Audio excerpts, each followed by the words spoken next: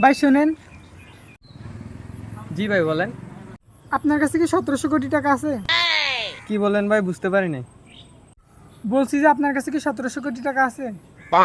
ও আচ্ছা, 1700 কোটি টাকা, হ্যাঁ ভাই আছে তো, মাত্র ব্যাংক থেকে তুলে আনলাম। আমার কাছে একটা বাড়ি আছে 1700 কোটি টাকা দাম। মাত্র এত কম দাম? আমার এটা বিশ্বাস হচ্ছে না যে আপনার কাছে 1700 কোটি টাকা আছে। না না, আপনি তো বললেন 1700 কোটি টাকা, এটা তো সবার কাছেই থাকে।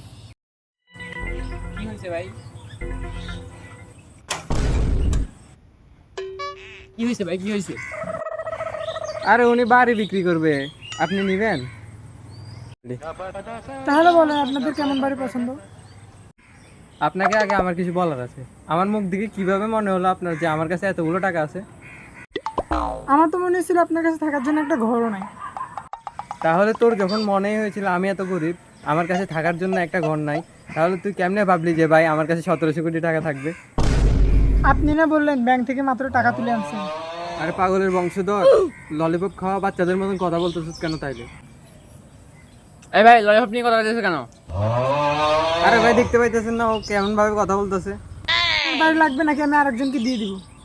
আরে ভাই তুই কি বাড়ি বেচতেছিস নাকি বাদাম বেচতেছিস ওইটা বল। দিয়ে দে অন্য কাউকে, যা।